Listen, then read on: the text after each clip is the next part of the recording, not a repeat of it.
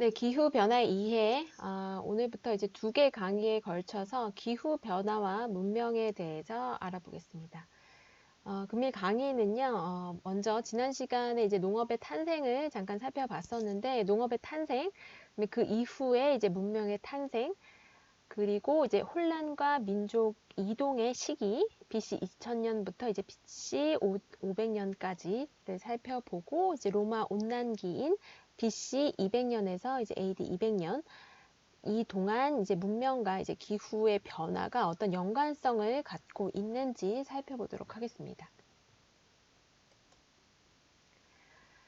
이 그래프는 저희가 이제 이 수업 시간에 많이 봤었던 이제 그래프인데요. 이제 홀로세, 즉 현세가 이제 시작이 됨에 따라서 이제 온도가 이제 계속 많이 이제 안정된 그런 모습을 보이고 있어요. 이제 마지막 빙하기, LGM으로 표시된 이제 마지막 빙하기 이후에 이제 온도가 상승이 되다가 이제 영거 드라이아스기 때 이제 살짝 온도가 이제 감소했다가 홀로세 기후 안정기가 찾아오게 되면서 지금 현재까지 기후는 조금 그 기후 즉 온도는 비교적 이제 안정한 그런 추세선을 그리고 있게 됩니다. 그 최근에는 이제 기후의 이제 온도 측면에서 바라보면 온도가 약간씩 감소하다가 이 산업혁명 이후에 감소하는 추세가 갑자기 반전이 되면서 이제 온도가 이 빨간색 선과 같이 이제 갑작스럽게 이렇게 증가하는 그런 형태를 보이고 있습니다. 홀로세만 이제 조금 더 확대를 해서 기온의 변화를 살펴보시면요. 이 검은색 검정선이 이제 고기후 자료로부터 얻어낸 현재 홀로세의 이제 기온 변화를 나타내주고 있어요. 그래서 보시면 이제 영거 드라이아스기 이후에 이제 기온이 상승하면서 이제 현재까지 안정적인 기온을 나타내고 있기는 하지만 최근부터 이제 6000년 전부터 약간씩 온도가 감소하는 최근 온난화 시작 전까지는 기온이 전반적으로 이제 하강하는 추세를 그리고 있었어요. 근데 산업혁명 이후에 이제 갑자기 온도가 반등하면서 이제 증가하는 그런 경향성을 보이고 있습니다. 조금 더 확대를 해서 여기 이제 후반부 2000년부터 현재까지의 기온 변화를 살펴보도록 할게요. 2000년부터 지금 현재까지의 기온 변화를 살펴보면 전반적으로 기온은 앞서 말씀드린 것 같이 이제 하강하는 추세를 보이고 있었어요. 근데 이 하강하는 추세 가운데 조금 이제 오르락 내리락 오르락 내리락 하는 그런 경향성을 보였는데 약 2000년 전쯤에부터 보시면 이제 로마 온난기 였습니다. 그래서 보시면 이제 AD 200년까지, BC 200년부터 이제 AD 200년까지 이제 로마 온난기로서 이제 로마가 이제 영토를 확장하고 그 세력을 이제 많이 키워나갈 수 있었던 그 로마 온난기 시기였고요. 그 이후에는 이제 다시 이제 조금 상대적으로 한랭하고 그리고 이제 건조한 이제 온도가 이제 하강했죠. 이때 민족 이동기라고 불리는 이 한랭 건조기가 로마 온난기 이후에 한 300에서 이제 700년 AD 동안 이제 찾아오게 됩니다. 그 이후에 이제 1000년부터 이 1200년까지 이제 중세 온난기 다시 조금 이 하강하는 트렌드 가운데 온도가 하강하는 트렌드 가운데 이제 살짝 온도가 좀 높았던 이 중세 온난기 시기가 이제 1000에서 1200년대 사이에 존재하고요. 그 이후에는 다시 또 이 소빙하기 리틀 아이스 에이지 예전에 이제 영거 드라이아스기보다는 그렇게 온도가 많이 하강하지는 않지만 상대적으로 이제 온도가 조금 추웠던 이 소빙하기 시대에 이제 유럽에 약간 얼음으로 뒤덮인 눈과 얼음으로 뒤덮인 이제 그림들이 많이 발견된 그 시기이죠. AD 1300에서 이제 1900년 때에 이제 소빙하기 리틀 아이스 에이지가 이제 찾아오고 이제 그 이후에 다시 이제 온도가 이제 반등해서 지금 올라가고 있는 이 시기가 지금 현재 온난기, 우리가 지금 살아가고 있는 온난기의 시기를 나타냅니다. 그래서 오늘 수업에서는요, 이 로마 온난기까지 로마 온난기 이전부터 농업이 시작되고 이제 문명이 탄생하고 그다음에 혼란과 민족 이동의 시기를 거쳐 이 로마 온난기까지 왔던 그 시기에 대해서 살펴보려고 합니다. 농업의 탄생에 대해서는 이제 지난 시간에도 살펴봤는데요. 이제 BC 11,000부터 기원전 이제 3000년까지 이제 농업이 탄생이 되게 됩니다.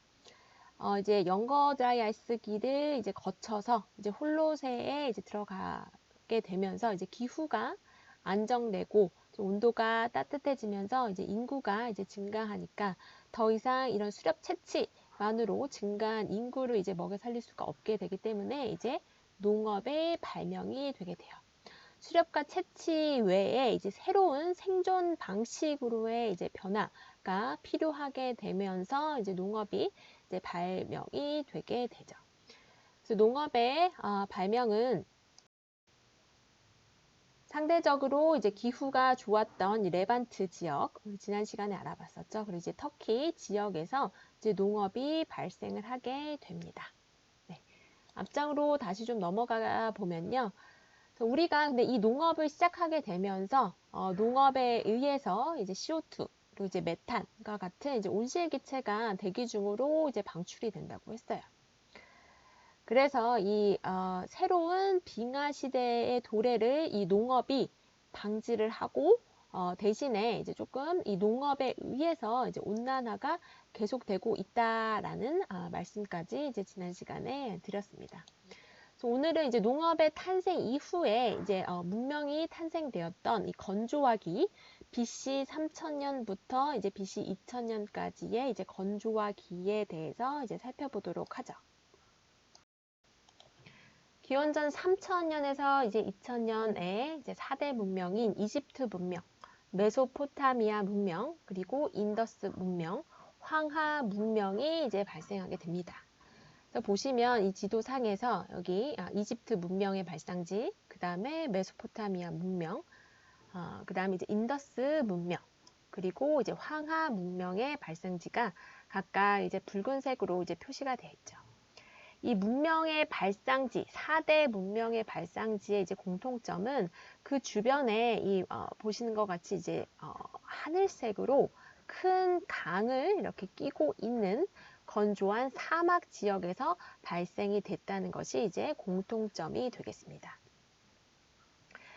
그리고 이 6, 7천 년 전에 6, 7천 년 전에 이제 중동 지방과 그리고 이제 인더스강 유역의 기후는 현재보다 훨씬 더 온화했고 이제 강수량도 많았어요. 지금 이 그래프를 보시면은 이제 6, 7천 년 전 그리고 이제 문명 발상이 되는 이제 5천 년 전 이때 보시면은 지금 기온보다 이때가 더 이제 평균 기온이 이제 높았어요. 지금은 현재는 이제 조금 올라가는 추세긴 하지만 그 이전까지는 지금 기온이 평균적으로 지구 온도가 이제 하강하는 추세였어요. 그래서 이제 6, 7천 년 전, 그리고 문명이 발생했던 이 5천 년 전에는 지금보다 온도가 더 따뜻했고 더불어서 이제 강수량이 이제 많았던 시기였습니다. 그래서 이 그 시기에 건조한 사막 지역을 끼고 큰 강을 따라서 이제 다음 4개의 이제 문명이 이제 발생을 하게 됩니다. 초반에 이제 농업은 저희가 지난 시간에 이어서 했지만 이 레반트 지역, 그다음에 이제 터키 지역에서 이제 농업이 발생이 돼요. 근데 이 농업 지역이 이제 건조화가 진행이 되기에 따라서 더 이상 이 레반트 지역이나 여기 터키 지역에서 이제 농사를 계속해서 이어나갈 수가 없게 된 거예요. 그래서 여기서 이제 농사를 짓던 이제 인구들이 건조화가 이 지역이 시작됨에 따라서 강이 있는 지역, 즉 이집트나 아니면 이제 메소포타미아 지역으로 이제 이동을 하게 되면서 관계 농업을 이제 시작을 하게 됩니다. 그래서 초기에 이제 관계 농업이 시작됐던 이 BC 7000년 그리고 BC 5000년에는 이제 천수 농업, 즉 자연적으로 생성되는 그 물을 이용해서 농업을 하는 천수 농업이랑 이제 관계 농업이 동시에 이제 진행이 됐었는데 BC 4000년이 이제 넘어가면서 점점 이제 기후가 더욱더 건조해지게 되면서 자연 강우에 의존하는 이 천수 농업이 이제 불가능해지게 되는 거예요. 그래서 더 이상 천수 농업을 할 수가 없고, 왜냐하면 이 천수 농업은 연간 250mm 이상의 강수를 이제 필요로 하게 되는데, 이제 건조화가 진행되면서 더 이상 이 천수 농업을 할 수가 없게 되고, 이제 관계 농업을 통해서 이 건조화된 기후를 이제 극복하게 되면서 문명이 탄생을 하게 됩니다.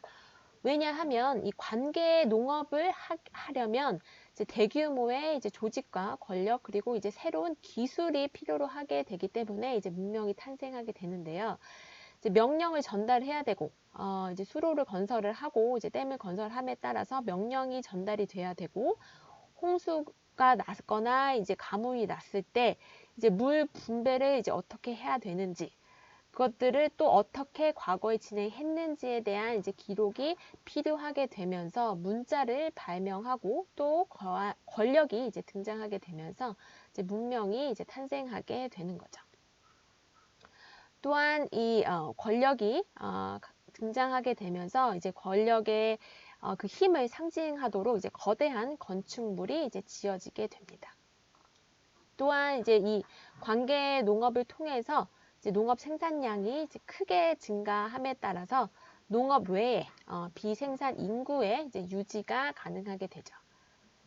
이렇게 이제 문명이 탄생하게 되면서 계급 사회가 발달하고, 정치 구조가 또한 형성이 되고, 이제 문자의 사용과 이제 도시의 발달이 이뤄지게 됩니다. 그래서 이런 기후 건조화에 따라서 이제 문명 발생 계기를 이제 만들었지만, 이제 그보다 더 근본적인 문명 발생의 계기는 오늘 배운 이 건조화 이전에 우리 지난 시간에 배웠던 기후 최적기 동안, 즉 온도가 이제 안정이 되면서 이제 홀로새 기간이 시작되면서 인구가 급격하게 증가함에 따라서 이제 이들을 먹여 살릴 이제 농업이 필요하게 됐고, 그 농업을 진행하다 보니 건조화가 되면서 더 이상 천수 농업이 진행될 수 없고 관계 농업이 발달하게 되면서 점점 더 이제 문명이 더 고도화로 진행되면서 이제 발생이 되게 됩니다.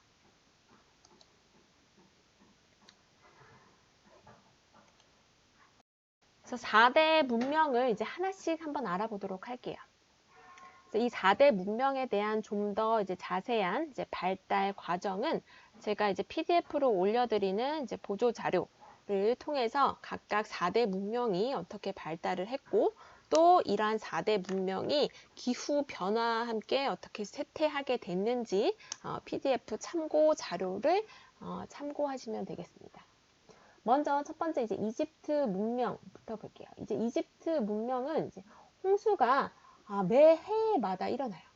해마다 이제 나일강이 이제 범람이 되면서 이제 이 홍수가 발생되게 되는데, 이 홍수에 의해서 이제 상류의 비옥한 태적물이 이제 하류로 이제 운반이 돼요.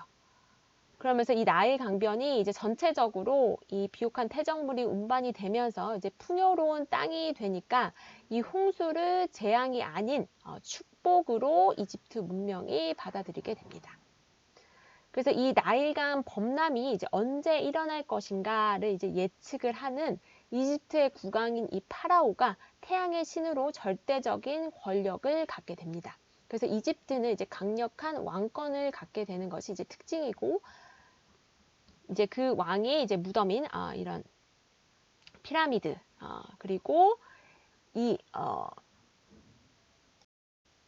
나일강의 이제 수위를 이제 측정을 해줬던 다음과 같은 이제 나일로 미터 같은 유적들을 이제 오늘날에 볼 수가 있습니다. 그래서 이집트 문명은 과학과 기술이 발달을 했고요. 그 다음에 이제 대규모 이제 토목공사를 이제 진행을 하면서 이제 강력한 왕권을 이제 나타내고, 이제 또한 이 대규모 토목공사를 통해 이제 나일강의 범람 시기를 알 수가 있었습니다. 즉 이제 천문학과 태양력, 그 다음에 이제 신전 등의 이제 대규모 토목공사를 이제 피라미드와 함께 진행을 하였고요. 이제 말씀드린 것 같이 다음과 같은 나일로미터를 통해서 이제 나일강의 이제 수위가 이제 어느 정도 오는지를 이제 측정을 할 수가 있었습니다. 또한 이제 이집트 문명에서는 자연 현상이나 이제 동물들을 숭배를 했고, 내세를 믿는 종교관을 바탕으로 이제 영혼 불멸을 믿었기에 이제 영원을 위한 예술을 한 것이 이제 특징이 됩니다. 이제 다음 메소포타미아 문명을 살펴보도록 할게요. 이제 메소포타미아는 이제 초기에는 이제 농업이 시작되었던 메소포타미아 이제 북부에서 마찬가지로 이제 기원전 4000년 이후 건조화가 진행됨에 따라서 이 메소포타미아 북부 지역에서 더 이상 농사를 짓기가 어려워졌어요. 그래서 이제 식량이 없으니까 이제 난민이 발생이 되게 됩니다. 그래서 이 난민들이 계절풍으로 이제 상대적으로 강수량이 풍부한 메소포타미아 남부로 이제 피난을 가게 돼요. 그래서 북부에서 이제 난민들이 이제 남부로 이제 피난을 가게 됩니다. 그런데 이 남부도 이제 계속 시간이 지남에 따라서 이제 건조화가 진전이 되고 이제 북부는 건조화가 더 심해지게 되면서 이제 늘어나는 인구를 이제 먹여 살리기 위해서 이제 관계 농업이 이제 시작되게 돼요. 그래서 이제 관계 농업을 하려면 이제 대규모의 토목 공사가 필요하기 때문에 이러한 대형 공사를 위해서 이제 노예의 인력이 이제 생기게 됩니다. 이제 지배층이 이런 노예들을 이제 통치하는 그런 계급 사회가 형성이 되게 되고 인류 최초의 이제 문자가 이 메소포타미아 문명에서 형성이 되게 됩니다. 네, 다음 세 번째 인더스 문명을 살펴보도록 할게요. 인더스 문명은 기원전 2500년경부터 약 1000년 동안 인더스강 유역에서 번영한 문명을 이제 인더스 문명이라고 합니다. 인더스 문명의 대표적인 유적지로는 이 모헨조다 도시, 그다음에 이런 하라파 도시들이 이제 발견이 되고 있는데요. 이러한 유적에서 이 모헨조다로 여기 이 도시가 인더스 문명 당시에 이제 도심의 역할을 했을 거라고 이제 추정이 되고 있어요. 이 유적들은 이제 공공시설 그리고 바둑파 모양의 이제 도로 그리고 이제 배수시설 과 같은 정교한 이제 도시 계획들을 가졌던 그런 흔적을 보여주고 있습니다. 이 인더스 문명의 이제 유적에서 발견된 인장에는 그 동물들의 이제 그림이 있는데 어떤 동물이냐면 이제 코뿔소나 코끼리 그리고 이제 악어 같이 이제 산림이나 이제 늪지대에서 사는 그런 동물들의 형태가 인장에 많이 이제 그려져 있는 것이 이제 나타나고 있어요. 근데 이제 낙타처럼 이제 건조지대에 사는 동물들은 이 인장에 나타나 있지가 않고 그리고 또한 이 인더스 문명권에서는 벽돌이 많이 사용된 점으로 보아서 이제 다른 지역보다 다른 문명이 발생한 지역보다는 훨씬 이제 수변하고 그리고 현재 이 인도 지역보다는 훨씬 더 이제 수변하였을 것으로 이제 추측이 되고 있습니다. 그 BC 2300년경 이후에는 이제 메소포타미아 문명에 있었던 그 지역의 사람들과 이제 교역을 한 흔적이 있지만 그 이후에는 그 교역 없이 다른 문명과 완전히 단절되어지면서 이제 이 인더스 문명이 없어지게 됩니다.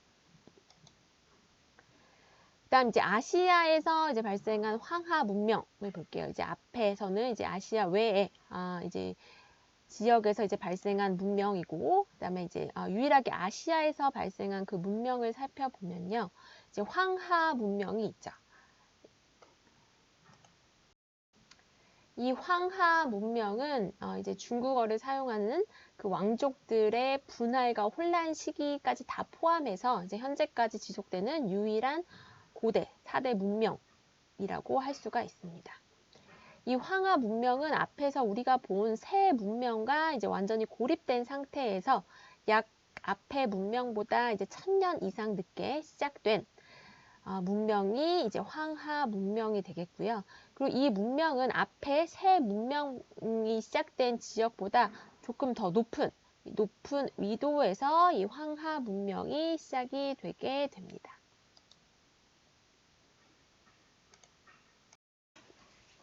이 황하 문명은 이 황허강과 이 양쯔강 유역에서 이제 발생이 되게 되는데요. 이 황허 지역에서는 이제 강수량이 좀 덜 풍부하지만 이제 홍수가 너무 이제 잦게 일어나요.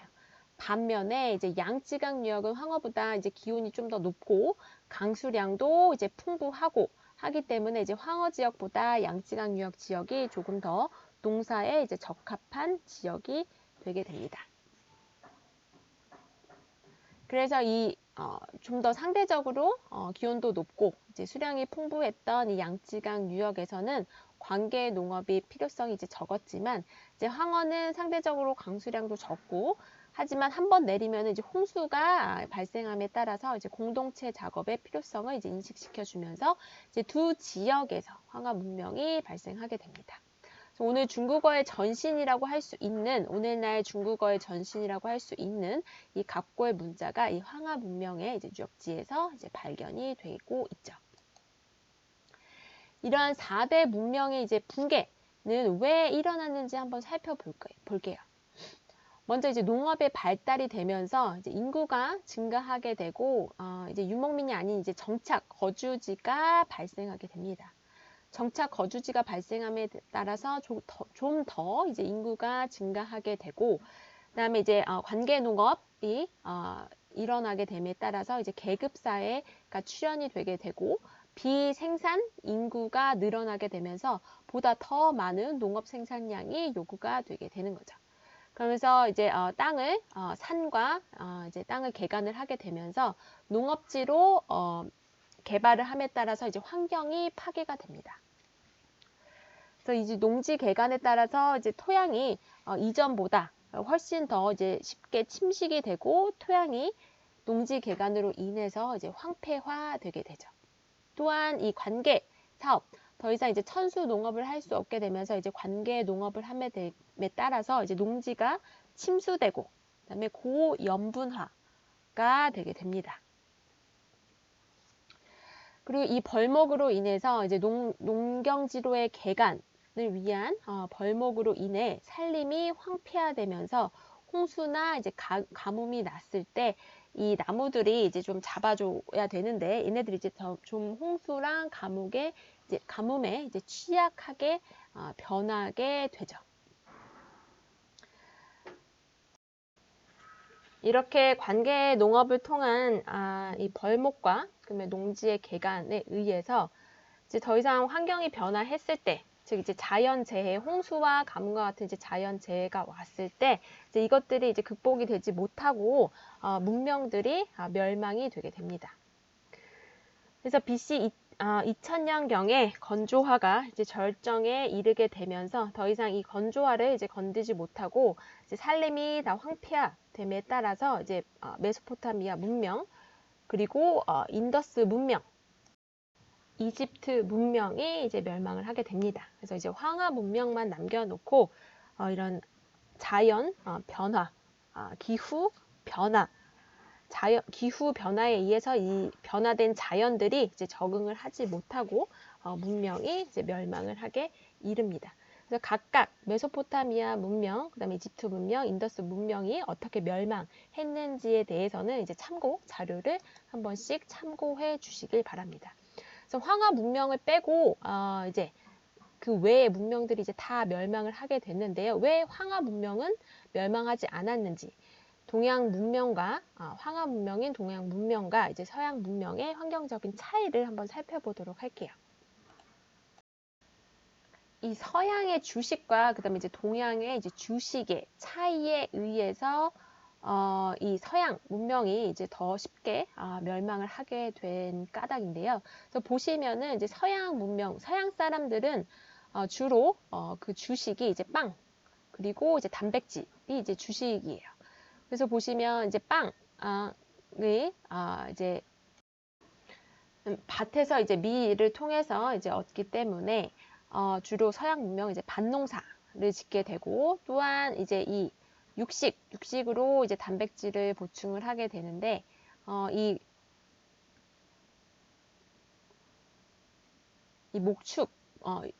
목축을 하기 위해서 이제 사막화가 이제 진전이 되게 됩니다.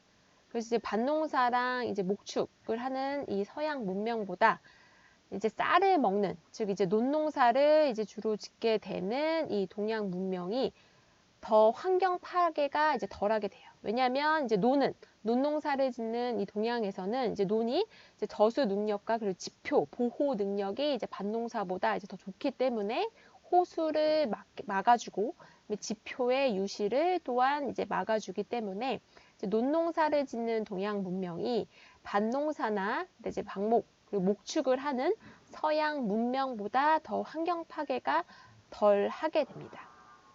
또한 이 논농사가 단위 면적당 곡식의 산출량이 밭농사보다 더 많기 때문에 이 동양 문명 발생지에서는 계속 그 자리에 정착하면서 이제 생활을 유지해 나갈 수가 있게 되는데, 서양 문명은 이 밭농사와 목축으로 인해서 이제 사막화가 진전되게 되면 더 이상 이제 농사를 지을 수가 없게 되면서 지속적으로 다른 지역으로 이제 개척지, 새로운 자리를 찾아서 이제 이동을 해 나가게 되는 거죠. 그래서 더 이상 자기가 살아가고 있는 이 지역이 쓸모가 없게 되면 다른 지역으로 침략을 하면서 이제 뻗어나가게 되고, 그럼에 따라서 이제 문명이 이제 더 쉽게 멸망을 하게 됩니다. 우리가 지금 4대 문명이 이제 어느 지역에서 발생을 했고, 그 문명이 기후 변화에 따라서 이제 어떻게 멸망을 하게 됐는지를 알아봤는데요. 이 4대 문명 외에 이제 기타 문명들, 크레타 미케나 문명, 그리고 이제 페니키아 문명, 그 다음에 중앙아시아 안데스 문명이 있어요.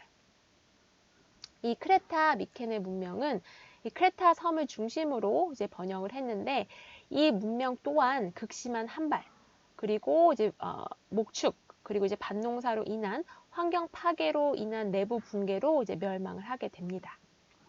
또한 이 중앙 아메리카 이 안데스 문명, 여기가 이제 다른 이 유럽이나 그 다음에 이제 중앙 아시아, 그 다음에 아시아보다 이제 제일 늦게 이제 이 문명이 이제 시작된 게 중앙 아메리카, 그 다음에 안데스 문명입니다.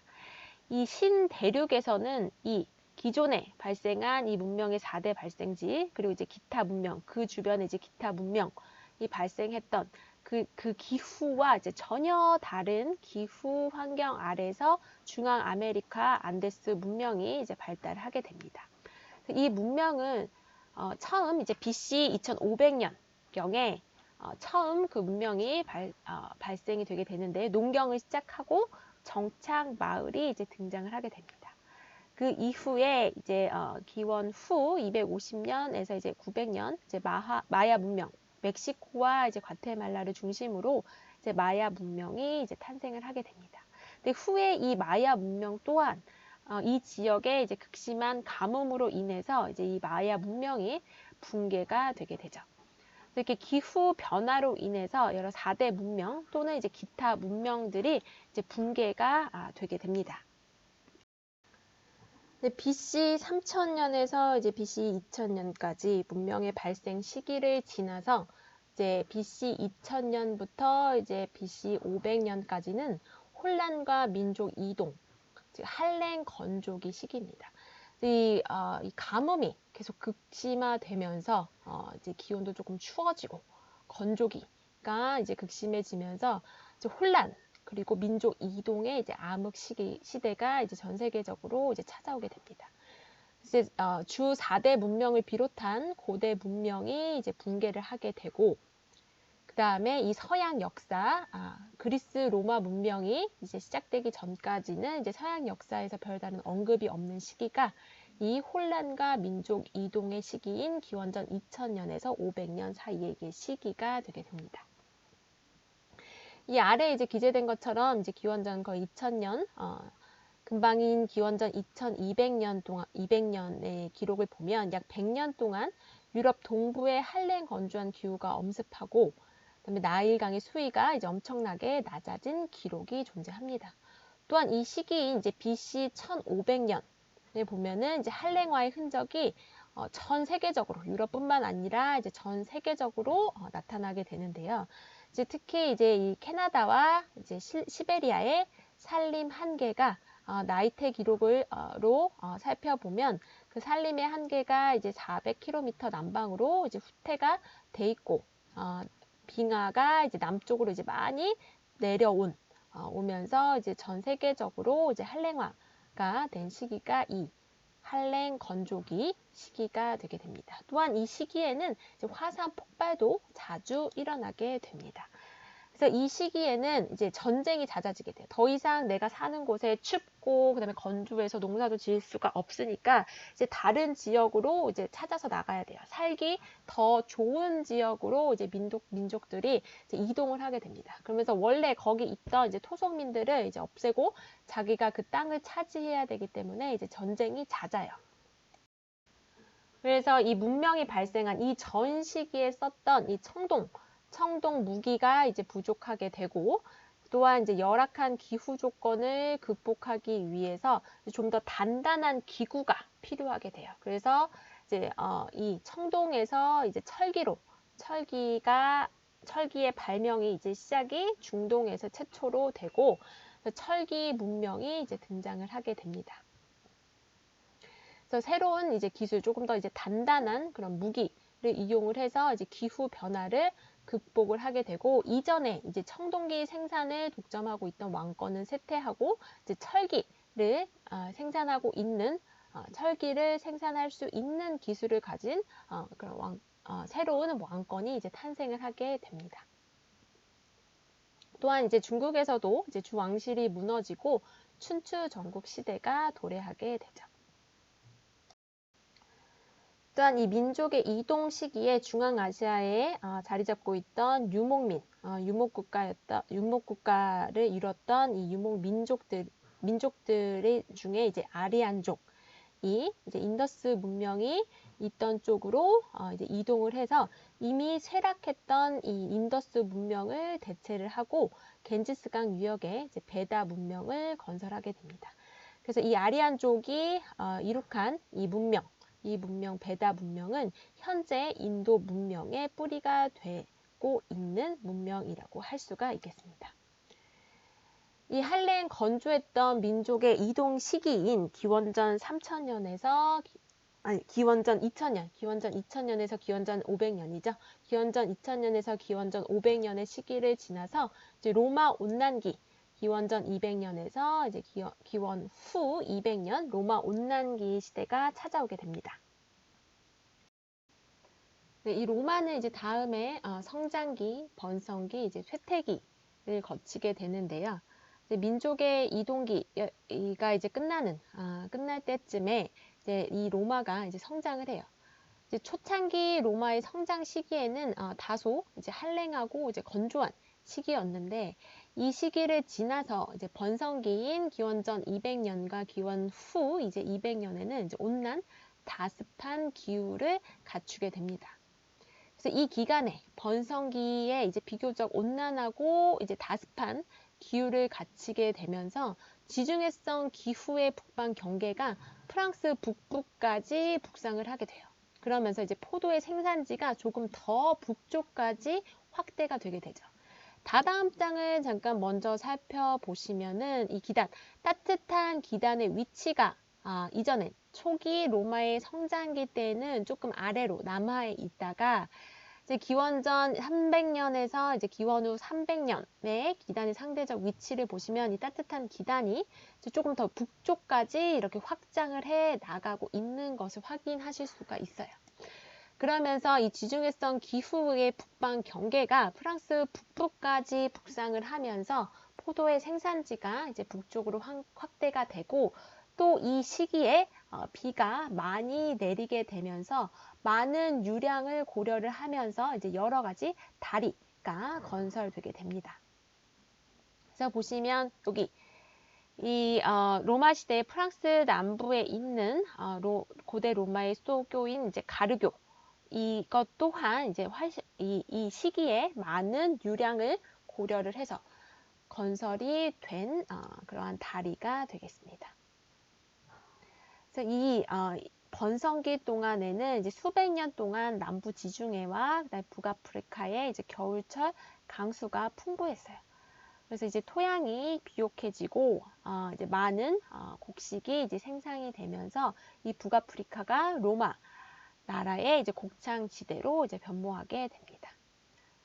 그래서 보시면 이 이후에는 이 번성기 이후에 이제 온난하고 다습했던 기후가 이랬던 데는 이제 번성했고 또 다시 이제 기후가 변화하면서 이제 한랭 건조한 시기가 찾아오면서 로마가 쇠퇴기에 맞이하게 됩니다. 보시면 이 쇠퇴기인 기원 후 400년 이후에 이제 지중해성 기후가 다시 남하하게 돼요. 그래서 이 원래 이렇게 북상했던 이 기후가 다시 또 이전과 같이 이제 남하하게 되면서 다시 이 로마가 이제 추워지게 되는 거죠. 그래서 이제 기원 후 400년 이후에 이제 지중해성 농업의 쇠퇴로 농업 경제가 쇠약해지면서 이제 외적의 침입이 이제 빈번하게 일어나고 이제 서로마 제국이 멸망을 하게 됩니다. 또 보시면 이 번성기 때는 이제 기후가 좋았던 온란 다습했던 그때인데 그때 이 번성기 때 로마 제국의 확장 지도를 보시면 초기에는 여기에서 시작했다. 보라색으로 표시된 데에서 이제 시작을 했다가 점점 더 북쪽으로 그리고 이제 남쪽으로 그 영토를 이제 확장을 하게 됩니다.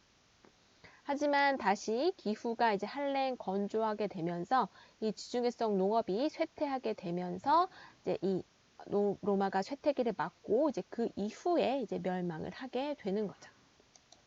그래서 보시면 멸망 이전에 이제 로마가 엄청 번영했던 영토적으로 또 이제 확장이 이제 많이 되었고 이제 식량 생산도 이제 풍부했던 이 로마의 평화의 시기 얘를 이제 팍스 로마나라고 합니다. 그때 보시면 이 시기는 전쟁을 통해서 로마가 영토 확장을 하면서 오랜 평화를 누렸던 시기를 이제 팍스 로마나라고 하는데요. 이 시기를 보면 이제 이집트를 정복을 해서 식량 문제를 해결을 했고요. 또한 이 나일강 유역에서 공급되는 곡식으로 이제 로마인들에게 이제 풍요로운 삶을 제공했던 시기. 이미 영토가 많이 확장돼 있어서 이제 전쟁을 최소화하면서 전쟁을 통한 영토 확장을 최소화하면서 평화를 누렸던 이 시기를 이제 팍스 로마나라고 합니다. 그래서 이 시기에 보면 이제 로마의 인구가 이제 급격하게 2배 가량 30만에서 이제 100만으로 로마의 인구도 이제 늘어나게 되고 그다음 이미 이제 땅을 많이 정복해 놨기 때문에 이전에 이제 제국 최대의 이제 영토를 가졌던 그런 시기가 이제 트라이아누스 황제 시대인 이 기원 후 98년에서 이제 117년 사이에 이제 시기가 됩니다. 이 최대 영토를 가졌던 이 시기에는 인구가 거의 1억 5천만 명 정도. 오늘 미국 영토 면적의 이제 3분의 2 정도를 이제 로마가 차지했던 그 시기, 평화로웠던 로마의 시기를 이제 팍스 로마나 시기라고 부르게 됩니다. 이때 이제 아시아를 한번 살펴보죠. 이제 로마가 이렇게 번영을 누렸던, 즉 BC 200년에서 이제 AD 200년 사이에 기후가 이제 온난하고 그리고 강수량이 이제 풍족했던, 그래서 여러 다리도 짓고 영토를 확장을 해 나가면서 이제 인구가 이제 폭발적으로 증가했던 이 시기에 아시아를 한번 살펴보면요. 이제 한나라, 이제 거의 같은 시기죠. 이 한나라는 중국인들이 이제 자신들의 뿌리라고 생각하는 나라가 이 한나라라고 합니다. 이 한나라는 이제 중간에 이제 전한 후한 시기를 통틀어서 이제 기원전 말씀드린 것 같이 206년에 건국되어서 이제 서기 267년까지 존재를 했습니다. 이 시기가 거의 딱 이제 로마 온난기에 존재했던 로마 이제 번성기에 존재했던 아시아의 나라가 이 한 나라가 되겠죠. 그래서 로마 제국과 이제 거의 같은 시기에 이 한 나라 또한 전성기를 이제 맞이하면서 이제 서역까지 영토를 이제 넓게 확장을 하게 됩니다. 그래서 이 한나라 그리고 이제 로마 제국 시기에 이제 처음 나타난 게 이제 비단길이에요. 중국의 장안과 이제 로마를 이제 연결을 하면서 이제 무역이 일어났던 그 길을 이 비단길이라고 합니다. 그래서 이 비단길을 통해서 이제 아시아와 그다음에 이제 유럽, 동방과 이제 서방의 이제 문물이 교환이 이제 활발하게 일어나게 되고요. 이제 문물뿐만 아니고 종교 그리고 이제 문화, 예술까지 이 비단길을 통해서 이제 전파가 되게 됩니다. 이 시기에는 지금 BC 200년에서 지금 AD 200년 이 시기에는 지금 온난 다습한 기후로 이 중앙아시아에서도 이제 많은 도시가 생겨났어요. 그래서 이제 비단길을 통해서 이 문물의 이제 교류가 일어날 때 이런 도시마다 이제 쉬어갈 수 있는 그런 큰 도시가 많이 존재했기 때문에 이 비단길을 통해서 동방과 서방이 이제 서로 문물과 종교, 문화를 교류를 할 수가 있게 되었던 거죠. 네, 그래서 오늘 이제 기후 변화 문명의 수업은 이것으로 마치도록 하고요. 네, 오늘 퀴즈는 여러분 참고 자료를 이제 한 번씩 읽으시면서 이제 고대 4대 문명이었던 메소포타미아 문명, 그리고 이집트 문명, 그리고 인더스 문명이 왜 이제 쇠퇴하게 되었는지에 대해 이제 쓰시면 되겠습니다. 네, 오늘 기후 변화 문명 수업은 이것으로 마치도록 하겠습니다.